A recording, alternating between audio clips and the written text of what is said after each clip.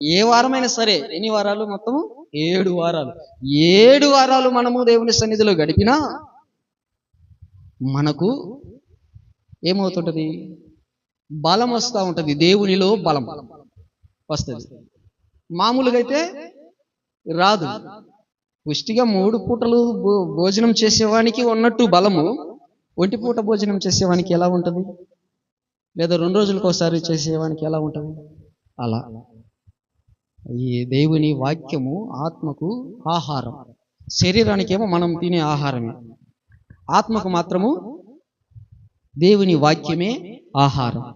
కాబట్టి ఈ శరీరానికి 3 పూటలు, 4 పూటలు కూడా, 5 పూటలు కూడా ఇంకా కావాలంటే కొంతమంది కదా. అంటే చిన్న చిన్న అల్ప ఆహారాలు ఉంటాయి కదా, అలా భోజనమే కాకుండా అలా మధ్యలో కూడా ఏమైనా పళ్ళు, పలహారాలు, స్వీట్స్, హాట్స్, ఏదేదో తినాలనిపించింది తింటా ఉంటారు.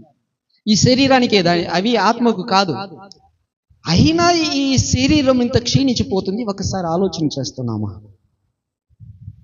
మరి ఆత్మకు ఆహారము పెట్టకపోతే మరి వారానికి ఒక రోజు, లేకపోతే ఎప్పుడో బుద్ధి పుట్టినప్పుడు అంటే ఇంకా ఆత్మ ఎంత క్షీణించిపోతుందో ఒకసారి ఆలోచించు. ఈ శరీరము నిరంతరము జీవించదు, కానీ ఆత్మ మాత్రము నిరంతరము జీవిస్తుంది. కాబట్టి నిరంతరము జీవించేటువంటి ఆత్మకు అన్యాయం చేయకూడదు ఎవరైనా. కాబట్టి ఆయన మొదటి ప్రసంగములోనే ప్రభువారు ఆత్మ విషయమై దీనులైన వారు ధన్యులు, పరలోక రాజ్యము వారు.